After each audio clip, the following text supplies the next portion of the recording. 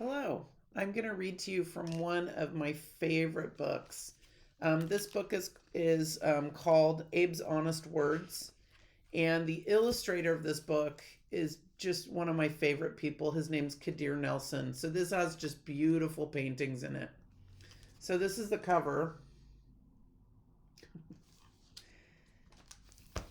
and this has little quotes by Lincoln. At the end of every page, there's a quote that of words that Lincoln said. He said, "If slavery is not wrong, nothing is wrong. I cannot remember when I did not so think and feel so."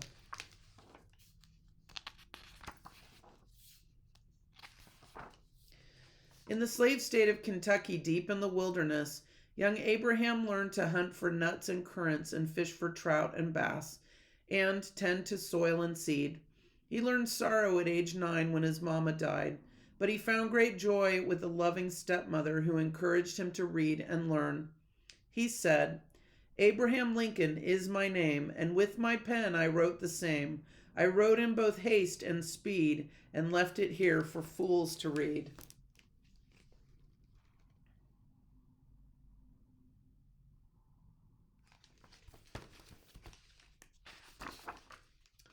The family moved deeper into the wilderness, to the free state of Indiana.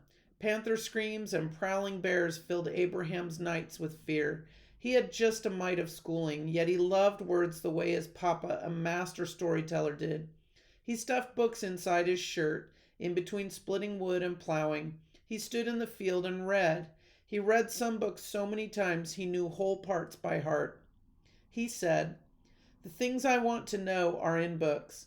My best friend is the man who'll get me a book I ain't read."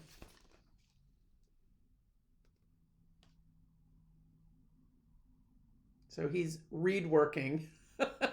He's reading while he's plowing. Another moved to New Salem, a village in Illinois.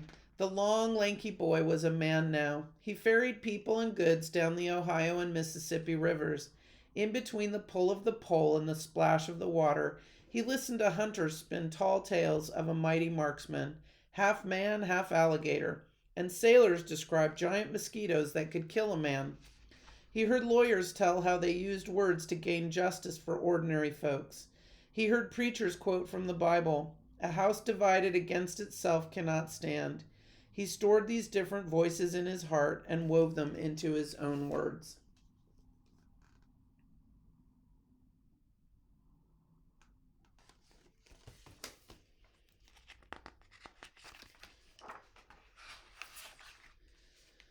The long, muddy Mississippi River brought Lincoln south to New Orleans. He walked on cobblestone paths and along canals, past flowers spilling over lacy iron balconies.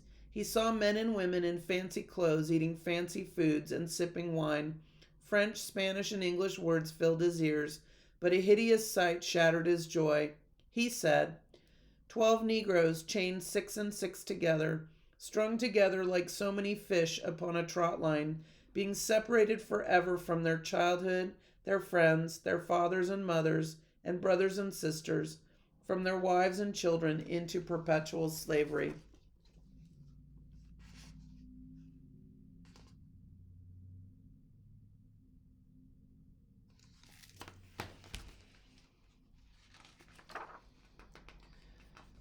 Lincoln worked at many jobs: farmhand, store owner, postmaster, surveyor, rail splitter. Wherever, whatever, he always had a book in hand: elocution, grammar, mathematics, biography, history, poetry, plays. He said, "Upon the subject of education, I view it as the most important subject which we as a people can be engaged in." So that's a pretty important quote by somebody who only attended 1 year of school.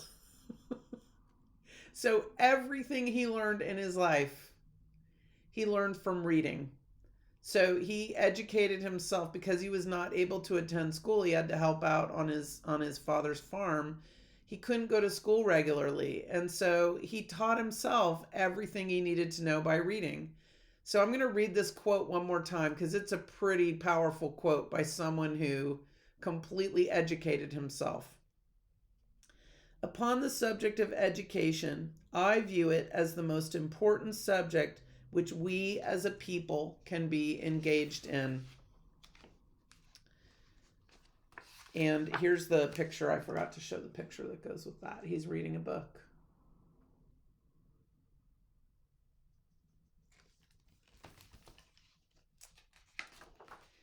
America was growing.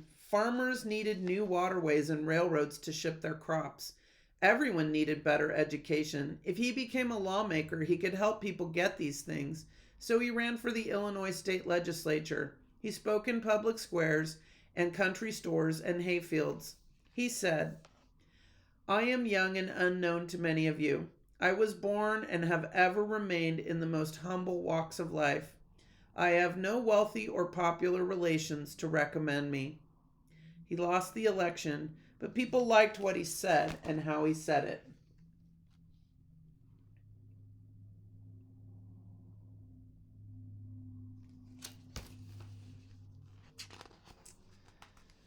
He ran again. This time he won. He ran 3 more times and won. He became a lawyer. His clients praised honest old Abe, the lawyer who was never known to lie. He didn't like the nickname Abe, but it stuck. He said, resolve to be honest at all events, and if you cannot be an honest lawyer, resolve to be honest without being a lawyer. Choose some other occupation.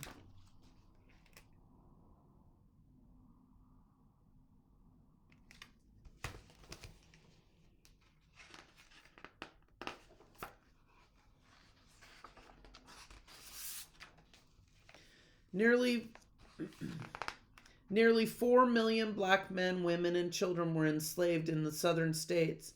Lincoln thought slavery was a great evil. If he became a United States Senator, more people would hear him speak out against it. In speech after speech, he reminded people that slavery did not fit with the ideals of the Declaration of Independence.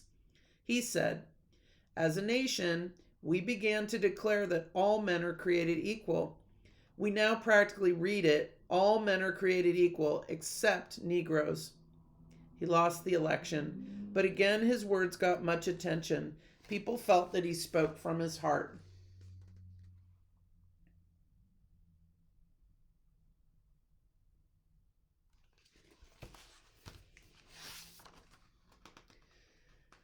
In the next 2 years, tension over slavery grew between the South and the North.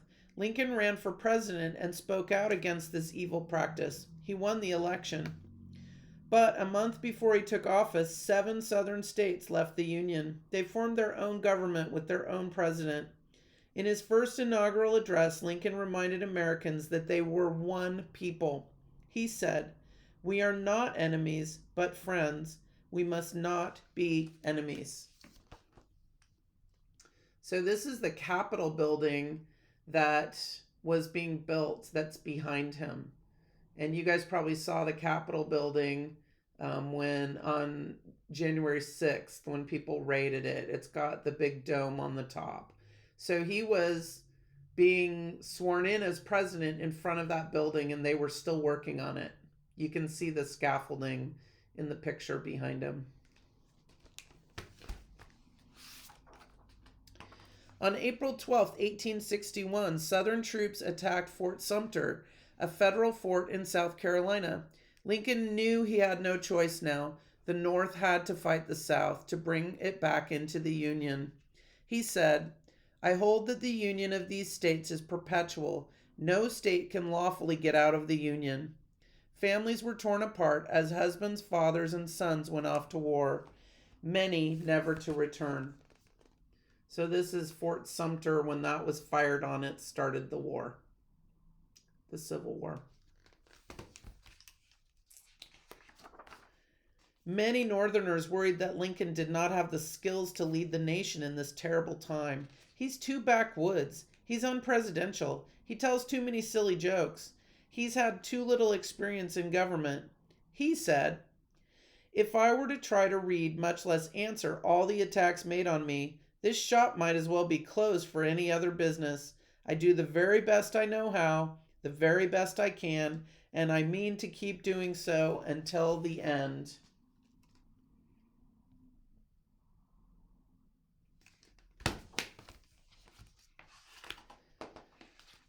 Lincoln believed that true liberty could not permit slavery. He decided to use his wartime powers as commander in chief to end slavery. In the third year of the war, he issued the Emancipation Proclamation. It freed over 3 million black men, women, and children and called for black men to join the Union Army. He said, "In giving freedom to the slave, we assure freedom to the free."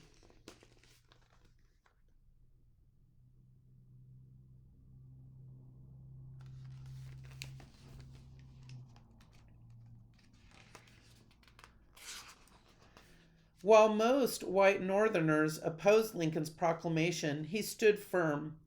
He said, "I never in my life felt more certain that I was doing right than I do in signing this paper. My whole soul is in it."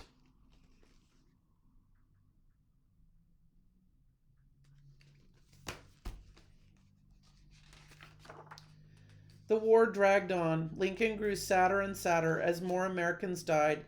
He went to the Gettysburg battlefield and again reminded the nation why these men had sacrificed their lives.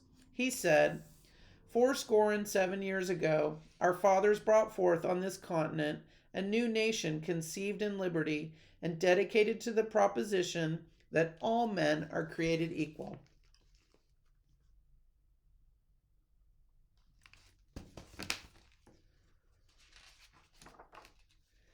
The Emancipation Proclamation had freed slaves only in the states and territories that were in rebellion. Lincoln wanted slavery ended in the entire nation.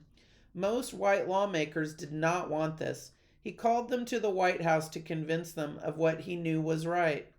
He said, "The moment came when I felt that slavery must die, that the nation might live." Finally, they agreed.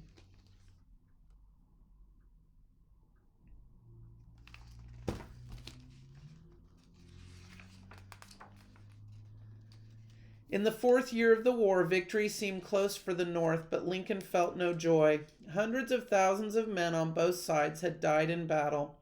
The country was deeply divided. Many Northerners wanted to punish the South for starting the war. Southerners were furious that the Union Army had destroyed their cities and homes and crops. Could the nation ever be one people again? In his second inaugural address, Lincoln shared his vision of how the country could heal itself. He said, "With malice toward none, with charity for all, with firmness in the right, as God gives us to see the right, let us strive on to finish the work we are in, to bind up the nation's wounds."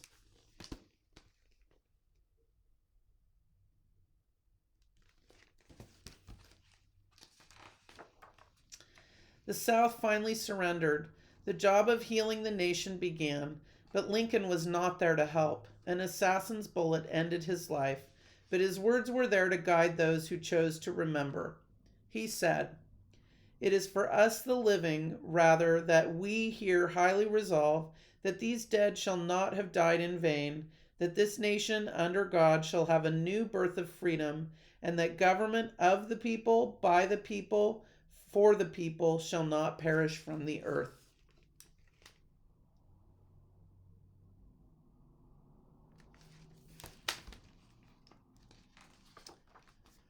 And that is the end. So I hope you enjoyed hearing some of the quotes, the famous quotes by Abraham Lincoln. And I hope that you take away from this. One of the things that's so impressive to me is that if you're reading, you can teach yourself so much by just reading. And Abraham Lincoln is the perfect example of that, of being a person who taught himself so much just by reading books. All right. Thanks for joining me.